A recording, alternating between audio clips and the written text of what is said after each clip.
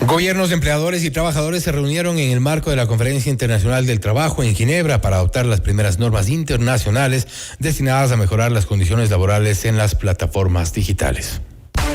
La noticia requiere profundidad. En Notimundo están los protagonistas de la noticia. Damos la bienvenida a los estudios de FM Mundo a Marcela Arellano, presidenta de la CEOLS, para hablar sobre el resultado de la Conferencia Internacional del Trabajo de la OIT. Ahí se habló de igualdad de género, se habló, por ejemplo, también de inteligencia artificial, empleo, de diálogo social y tripartismo, pero sobre todo de la economía de las plataformas, algo que ha sido destacado de esta conferencia, porque hablamos de derechos, hablamos de beneficios, hablamos de un trabajo decente. Marcela, bienvenida. Gracias, Fausto. Efectivamente, la conferencia acaba de concluir, una conferencia bastante importante que en esta oportunidad estuvo dirigida por el ministro de Trabajo de Uruguay.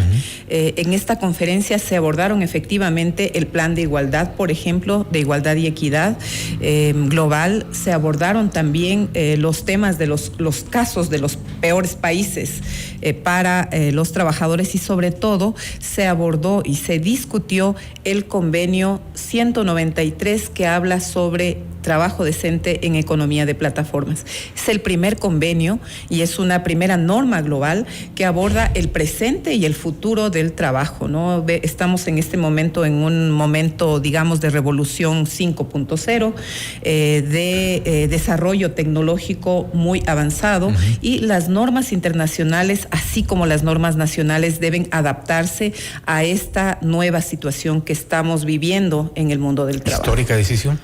Es una histórica decisión porque el convenio aborda varios puntos, ¿no? El primero es que plantea la primacía de la realidad. Entonces, identifica los varios tipos de trabajo que hay en este mundo de la revolución tecnológica, ¿no? El trabajo en relación de dependencia es uno de ellos y plantea que las legislaciones nacionales deben reconocer a los trabajadores que tienen relación de dependencia, así como a los trabajadores autónomos, ¿no es cierto? Y creo que eso es importante, lo que acaban de resolver en esta conferencia. Hablamos de reconocer derechos laborales, algo que no estaba reconocido porque hablamos también de una constante y lamentable precarización laboral que ha sido, para ponerlo de esta forma, es casi parte del paisaje hoy por hoy. Efectivamente, tenemos un ataque al trabajo decente y sobre todo a los derechos en el mundo del trabajo. Hay que reconocer que los derechos en el mundo del trabajo cuestan. Requieren de recursos económicos y las empresas siempre han estado opuestas a que la mano de obra sea reconocida, sea valorada, ¿no es cierto? Porque precisamente cuesta. Y lo que han tratado de hacer aquí y en el mundo es abaratar los costos y sobre todo abaratar la mano de obra. Quieren trabajo barato. Entonces, obviamente, esta revolución tecnológica ha implicado eso precisamente, la falta de regulación, de norma general, de norma nacional que proteja a las y los trabajadores de plataformas. ¿Qué efecto va a tener esto en Ecuador y cómo es aplicable estas decisiones, tomando en cuenta nuestro marco normativo? ¿Y cuánto tiempo tomará en que esto sea una realidad acá? Bueno, depende de la voluntad política del gobierno. Nosotros estuvimos participando en la conferencia, la CEOLS estuvo allí presente, el gobierno estuvo presente allí, por lo tanto no es ajeno a esta discusión. Nosotros requerimos que el gobierno asuma esta responsabilidad. Se necesita adecuar la normativa, o sea, una reforma laboral que se modernice y se adecue al mundo del trabajo bajo estas condiciones de revolución tecnológica. Recuerdo, ¿no? Que el Frente Unitario de Trabajadores tiene presentado un proyecto de Código Orgánico del Trabajo en el 2021. Ese proyecto tiene un capítulo sobre economía de plataformas.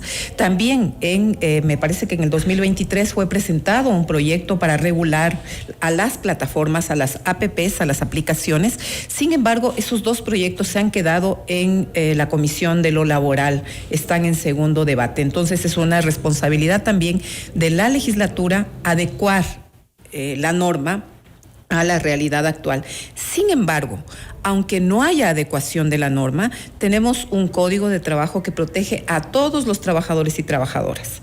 Si es que no hubiera una reforma que adecúe la normativa, lo que debería hacer el Ministerio de Trabajo es aplicar una política que garantice primero que esos trabajadores que están en las plataformas en este momento, en las aplicaciones, tengan acceso a seguridad social, tengan acceso sobre todo a riesgos del trabajo.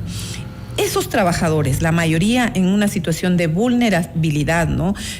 Son jóvenes, son mujeres y no tienen ni siquiera acceso a salud laboral. ¿Usted cree que hay una decisión política en ese sentido? No creo que haya una decisión política. Lo que acaba de hacer el gobierno de juntar a varios ministerios, de casi disolver a varias instituciones del Estado, da cuenta que lo que está aplicando es lineamientos del Fondo Monetario Internacional de reducción, de ajuste estructural, de reducción del aparato del Estado, y eso da cuenta que está actuando a espaldas de los intereses del pueblo en general y sobre todo de las y los trabajadores. Esto ha sido histórico porque, y por eso mi siguiente pregunta respecto de si ya hemos visto en reiteradas ocasiones denuncias por incumplimiento de la normativa o de los estándares internacionales planteados por la OIT, ¿qué nos hace pensar que hoy estas primeras normas internacionales adoptadas podrían ejecutarse en adelante? Tenemos un país recurrente en incumplimientos. Efectivamente, el país ha quedado en varias oportunidades en la lista corta en la OIT, ¿no? Y ahora ha sido calificado por un estándar de medición, un indicador global, precisamente en como uno de los 10 peores países para las y los trabajadores, pero sobre todo para la libertad sindical, ¿no? Para eso somos campeones. Recordemos que en el país se descubrió que hay esclavitud moderna, que tenemos el caso Furukawa, que es un caso que nos enfrenta, ¿no es cierto?, que devela la situación laboral del Ecuador. Yo diría, nos queda la lucha por delante, la unidad del movimiento sindical, el reclamo, las calles, si es que no hay diálogo social. Reclamamos del gobierno diálogo tripartito con las organizaciones sindicales que representamos a los intereses de las y de los trabajadores. Reclamamos diálogo con el empresariado. Es necesario que el empresariado no intente medrar del trabajo barato, de la mano de obra barata, de enriquecerse con la mano de obra barata. Y creo que es necesario que en este momento de crisis política, económica, de criminalidad, haya un diálogo con los empresarios que necesitan y requieren de la mano de obra de las y de los ecuatorianos. Se hablaba de unidad sindical y a propósito también habla de una crisis política. Esta crisis política ha llevado precisamente, y hemos visto al sector sindical, quizá, me atrevo a decir, de lo que yo he visto, más desunido que nunca. Sí, hay una política desde afuera, una política que ha sido impulsada desde los gobiernos de turno, de división, de cooptación, de persecución, de criminalización. Vemos inclusive entre dos alas del sindicalismo pelearse por un puesto en el Consejo Directivo del IES, hemos visto ya en los últimos años. Sí, fíjese que ese puesto del IES no representa a los intereses de los trabajadores, pero tampoco a los intereses de esta gente de la CUT, representa al gobierno. Entonces esta gente lo que está haciendo es respondiendo a los intereses de los gobiernos de turno. ¿Qué podría hacerles unir? Yo creo que las necesidades de los trabajadores de base, fíjese lo que pasó en la marcha del 1 de mayo, sin embargo que ellos plantearon no salir a la movilización, sus bases salieron y tuvimos una movilización unitaria a nivel nacional convocada por el Frente Unitario de Trabajadores. Estuve allí en Levi. Marcela, nuevamente gracias por su tiempo y gracias por estar con nosotros. Gracias, Fausto, a usted. Marcela Arellano, presidenta de la CEOLS, hablando sobre los resultados de la Conferencia Internacional del Trabajo de la OIT. Mucho por hacer, lamentablemente, Ecuador entre los 10 países con mayores incumplimientos. Al menos en eso somos campeones, lamentablemente. Esto es Notimundo Estelar, siempre bien informados. Noticias, entrevistas, análisis.